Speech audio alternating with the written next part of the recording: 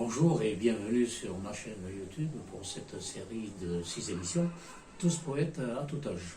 Je terminais la première émission par un appel de Victor Hugo à la solidarité, solidarité dont nous aurions bien besoin aujourd'hui, et si le grand Victor revenait aujourd'hui sur Terre, il serait effrayé par tout ce qui s'est passé au XXe siècle, je pense en particulier au Goulag et à la Shoah qui a fait 6 millions de morts. Et malheureusement, ce qui se passe aujourd'hui, en ce début du XXIe siècle, avec la guerre en Ukraine. Ce qui se passe, c'est la montée de la xénophobie, du racisme, de la violence, de l'intolérance.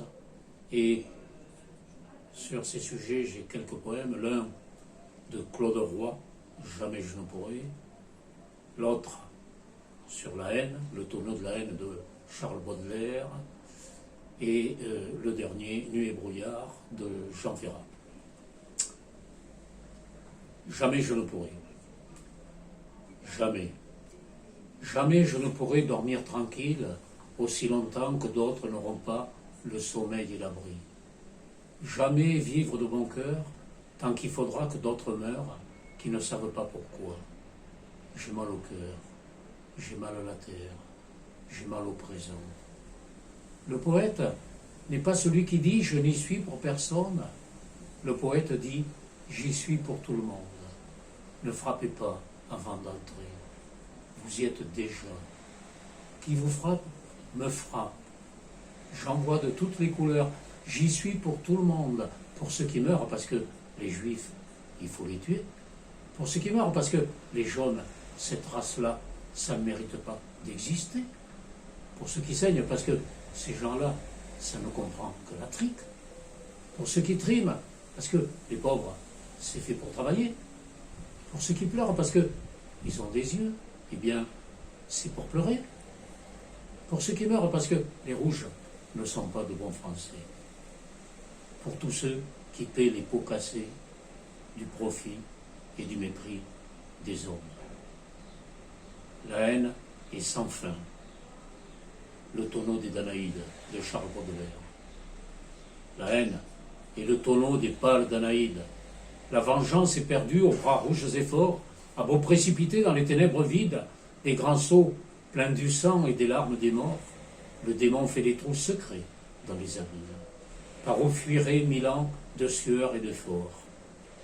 Quand même, elle saurait ranimer ses victimes et pour les pressurer ressusciter leur corps. La haine est un ivrogne au fond d'une taverne, qui sent toujours la soif naître de la liqueur et se multiplier comme l'hydre de l'herbe. Mais les buveurs heureux connaissent leur vainqueur, et la haine est vouée à ce sort lamentable de ne jamais pouvoir s'endormir sous la table. La haine est sans fin. Nuit et brouillard de Jean Ferrat. 6 millions de morts.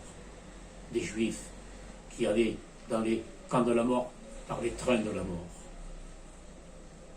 Ils étaient 2100, ils étaient des milliers, nus et maigres, tremblants dans des wagons plombés, qui déchiraient la nuit de leurs ongles battants.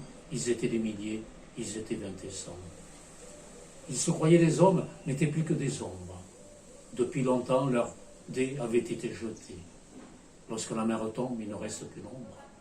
Ils ne devaient jamais plus revoir un été. La fuite monotone et sans hâte du temps, survivre encore un jour, une heure, obstinément. Combien de tours de roue, d'arrêt, de départ, qui n'en finissent pas de distiller l'espoir. Ils s'appelaient Jean-Pierre, Natacha ou Samuel. Certains priaient Jésus, Jéhovah ou Vishnu.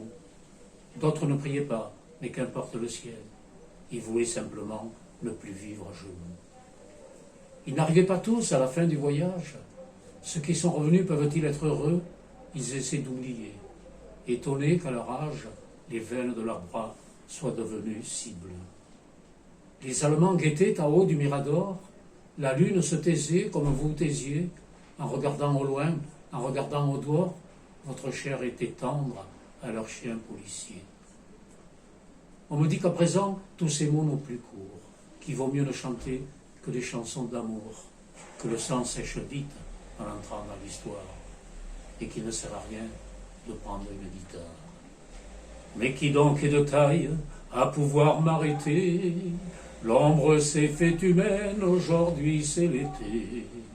Je twisterai les mots s'il fallait les twister, pour qu'un jour vos enfants sachent qui vous étiez. Vous étiez 20 et 100, vous étiez des milliers, nus et maigres, tremblants dans des wagons plombés, qui déchiriez la nuit de vos ongles battants. Vous étiez des milliers, vous étiez 20 et 100. Un dernier poème sur le racisme de Léopold Sédar Senghor, ancien président de la République du Sénégal, qui était mort, bien évidemment, puisqu'au Sénégal on trouve beaucoup plus de noirs que de blancs. Chers frères blancs, chers frères blancs, quand je suis né, j'étais noir. Quand j'ai grandi, j'étais noir.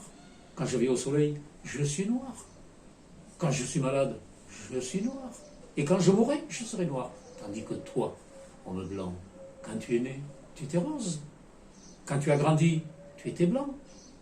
Quand tu vas au soleil, tu es rouge. Quand tu as peur, tu es vert. Quand tu as froid, tu es bleu. Quand tu es malade, tu es jaune. Et quand tu mourras, tu seras gris. Alors, de nous deux, qui est l'homme de couleur? Ce joli poème nous montre que, au-dessus de toutes nos identités culturelles, ces micro-identités dont on nous rabat les oreilles de nos jours, il y a l'identité humaine qui fait que nous sommes tous les mêmes. Et si nous n'avons pas compris ça, c'est que nous sommes ignorants.